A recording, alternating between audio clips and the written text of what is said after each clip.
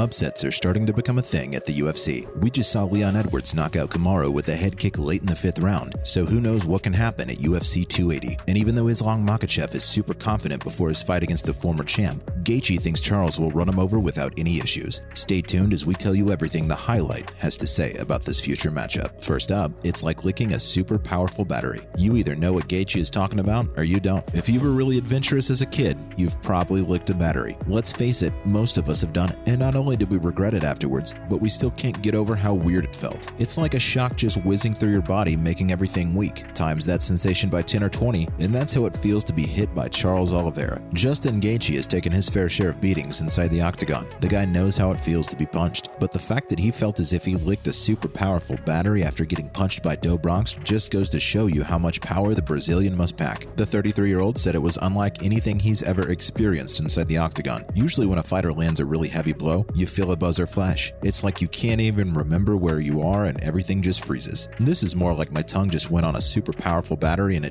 my entire body was crazy. It was perfect shots, perfect time, one or the other. Honestly speaking, this sounds really frightening. It kind of makes sense why Justin was only able to last 3 minutes against the former champ. The highlight has also warned Islam that he's in for a really tough night, mainly because he's never gone up against someone like Do Bronx. And even though the top-ranked lightweight contender is really confident ahead of his fight, we think he's going to be surprised when Oliveira lands the perfect strike right on his chin or nose. It'll sort of rock him, and that's when the real test will start. It's pretty clear Justin expects Charles to win back the lightweight title, but he also shared a really interesting scenario in which Islam might actually subdue the former champion. Next, his only bet is wrestling. Let's get one thing straight here. Even if Islam does end up winning the fight, he won't dominate the Brazilian. In fact, it's going to be the other way around. It'll probably be something like the welterweight title bout at UFC 278. Islam finds an opening and lands a knockout strike or puts him in an awkward situation. But apart from that, it's going to be Oliveira who does all the dominating. I'm 100% confident that Islam will not dominate Charles. And since we know that Makhachev will try to wrestle him and take the fight to the ground, it still won't be enough to get in an early victory. The only way Islam can win through wrestling is if he gets something in really late in the fight. But don't expect the former champ to tire out in the 3rd or 4th round. The guy knows how to manage his tank, and his takedown defense is exceptional. So, while wrestling is Islam's only bet at winning the fight, he won't be able to make much of a difference that early on in the fight, or at least that's what Justin thinks. If you ask us, we think Charles won't let this fight go beyond the 2nd round. The way he comes out is what makes him so hard to handle. He'll have you all cut up and bleeding in the first 20 seconds of the fight, and if you get hurt that early on,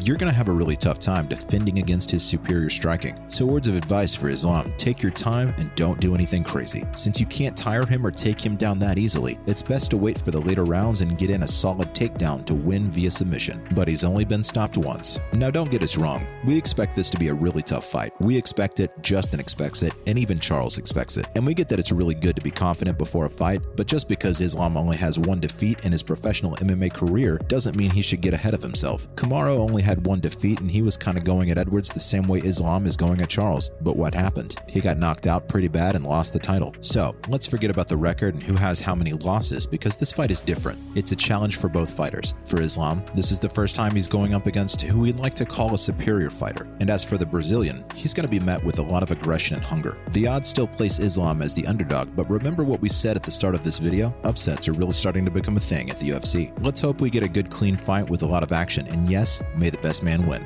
Time for some more on the UFC. Up next, all the more reasons to win. Now we all know the Nate Diaz versus Khamzat Chimaev fight is being called the biggest mismatch of the year. Fans, fighters, and analysts expect Khamzat to put the UFC legend through a really nasty beating. But despite that, this is going to be a really interesting fight. For starters, Khamzat needs to win and get a shot at the welterweight title. And on the other hand, Nate doesn't need to win since his last fight at the UFC, but that still doesn't mean he wouldn't like to win. But after UFC 278, everything has changed. Nate has all the more reasons to give it his everything and win this fight, because if he does, it'll set up the stage for the Leon Edwards versus Nate Diaz rematch with one slight addition. The welterweight title is going to be on the line. Technically speaking, Diaz should have won the last fight against Rocky. He landed such a clean punch but didn't bother finishing the fight and thought it'd be better to taunt him. And if we had to weigh the odds, we'd say he probably has a better chance at beating Leon than Khamzat. So, let's see. We're hoping this is extra fuel for the Stockton Slugger to give it his all at UFC 279. And now for a $35,000 co-main.